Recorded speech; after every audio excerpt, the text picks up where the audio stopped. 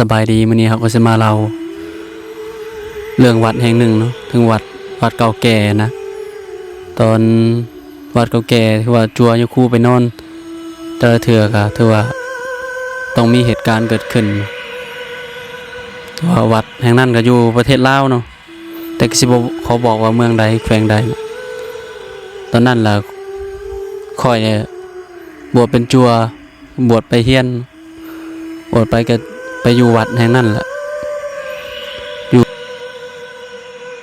มันดนนะเป็นไปนอนน้ำเพลินกลางคืนมากอะปกติก็บ่ถึงมือมันชินก็สิบ่พอเนาะเฮานอนไปสิบ่มีหยังเกิดขึ้นเขาก็บ่ฮู้ว่ามันมีอยู่ต้นม่วงใหญ่ๆมีต้นม่วงแล้วว่าต้นไม้หลายมีต้นตาลต้นมะม่วงที่ว่าหลาย10 ปีนะบางต้นก็เป็น100 กว่าปี200 ปีก็มี ถึงมันมีประวัติความเป็นมากกับโลความเพียรนะคือความเป็นตายานนะหลายในหันถือว่าเป็นวัดที่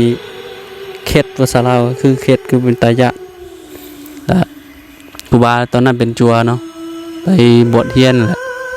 บ่ฮู้ซ้ำว่ามื้อนั้นถึงว่าเป็นศีลบวชใหม่คือว่าซะ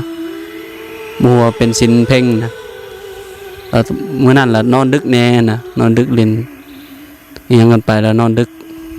แล้วปวดเนียวกลางคืนนะตื่นมานอนตื่นมาตีหนึ่งวะล่ะตีหนึ่งประมาณกลางคืนแหละลุกไปถ่ายเบาพอลุกลงหลังจากลงกุฏิไปก็ผ่านไปฮอดต้นมะม่วงที่ว่ามานั่นคือต้นมะม่วงเนาะได้ยินเสียงคนกวาดใหม่เสียงดังควาบนะเอาก็คิดว่าเอ้ายืนพังคักๆเอ้าคือมีออกลงมากวาดใบไม้กลางคืนมีออกเขาลงจำศีลเด้เขาก็คิดว่ามีออกลงไปกวาดใบไม้นะคือว่าทำความสะอาดเดินวัดเนี่ยไปบ่แม่นเห็นสุดขาวต่างคนแต่ต่างแนมเบิ่งกันนะตอนนั้นเป็นจัวก็ตกใจตั้งสติแทบบ่ทันนะเลยก้มหน้าลงหายใจเข้าลึกแนมไปแบบมันยิ้มใส่โอ้ตกใจครูบาตอนนั้นเป็นจัวตกใจไปจากในสิเหตุก็คิดว่าเป็นคนแหละคิดว่าไม่ออกมาหยอกก็เลยบ่ใส่ใจไปเหี่ยวเลยไปถ่ายเบาแล้วก็ไปทำธุระมากอะบ่ได้คิดหยังก็นอนต่อแล้วก็หลังจากนั้นครูบาก็ย้ายไปนอนในหลังวัดนั้นมีแต่ปราสาทนะเพราะว่าเฮียนสุดแล้วหลังวัดนะไปนอนบางมือก็เกิดเหตุการณ์บางมือก็บ่เกิดนะส่วนร้ายจะเกิดนะถ้าเฮาถึกถ้ามือได้ถึกวันศีลนั่นแหละถึกศีลเพ็ญศีลดับส่วนร้ายจะพอเนาะนอนกลางคืนมาตกกลางคืนมาประมาณ3 ทุ่มหรือว่า10 โมงกลางคืนก็เกิดเหตุการณ์บางทีก็ถ้าเฮารับตอนใกล้สิรับมันจะมีเสียงผู้หญิงหรือเป็นแสงไฟมาเนาะในความฝันนะเป็นแสงไฟมาหุ่งแบบแตกสะใส่เฮาครูบาตอนนั้นเป็นจัวหายใจเขาพุทหายใจเขาโทก็เอาบ่อยู่มันแข็งเบิดกระโตนะมันแข็งเบิดอย่างนี้แต่เสียงผู้หญิงห้องดังบักดังแต่เฮ็ดหยังบ่ได้เลยหายใจเขาพุทหายใจออกโทสุดท้ายก็รับไปคล้ายๆแบบสลบเลยหยังแหละมันก็เกิดเหตุการณ์แบบแล้วต่อมาถึงวันศีลดับอีกนอนอยู่แบบมีคล้ายๆมีคนมาทับนั่งทับ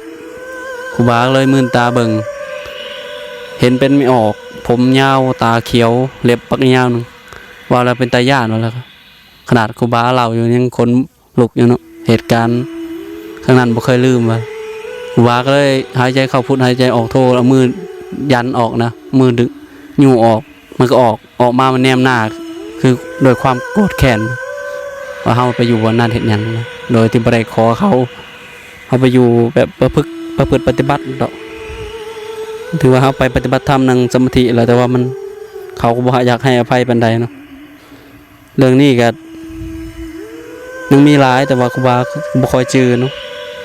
หลังจากนั้นมาครูบาก็ไหว้พระสวดมนต์ปกติก็บ่ค่อยเกิดเหตุการณ์ยังขึ้นวันนี้ก็สิจบเนาะขอ